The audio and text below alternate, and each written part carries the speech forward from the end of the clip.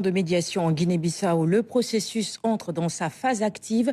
Une délégation dépêchée par le président Bassirou Diomaye Faye s'est rendue dans la capitale. Objectif, rencontrer toutes les parties et les informer de la décision prise par les chefs d'État de la CEDEAO lors du dernier sommet tenu en Sierra Leone. Envoyé spécial, Moussa Mané.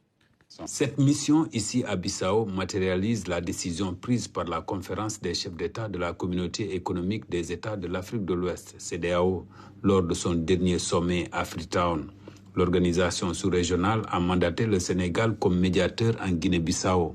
C'est dans ce cadre que cette délégation ministérielle est venue officiellement rencontrer le général de Exército Horta Nta, président de transition de la République de Guinée-Bissau. Nous étions venus présenter le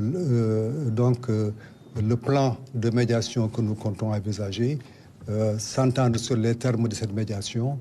Et nous avons eu avec le président Horta Nta un échange à ce sujet. Et nous devons donc nous attendre dans les prochaines semaines le début de cette médiation qui va se dérouler en plusieurs phases. Auparavant, le ministre de l'intégration africaine, des affaires étrangères et des Sénégalais de l'extérieur, ainsi que celui des forces armées, ont discuté avec d'autres autorités du processus déclenché pour appuyer le dialogue politique.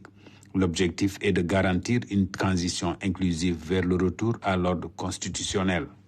Nous avons d'ailleurs dans ce cadre aussi rencontré auparavant le Premier ministre Vieira Té, où on a eu aussi à aborder la question.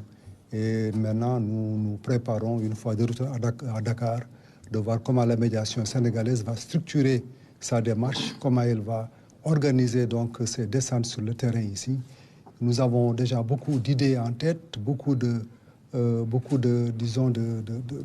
plans qu'on va mettre en œuvre.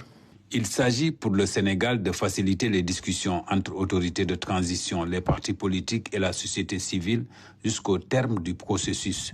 Du côté de la délégation sénégalaise, l'accueil et les discussions entamées augurent de bonnes perspectives. Et nous avons bon espoir que cette médiation va participer à assurer un bon déroulement du processus électoral. Et nous prions Dieu d'avoir son assistance pour que cette volonté que nous avons et cet espoir que la CEDEAO a en nous, que tout cela soit réalisé pour le plus grand bien du peuple bissau-guinéen. Et je voudrais saisir l'occasion aussi pour saluer et remercier très sincèrement ma collègue Fatoumata Diao pour les excellentes dispositions qu'elle a prises pour nous permettre de faire cette visite.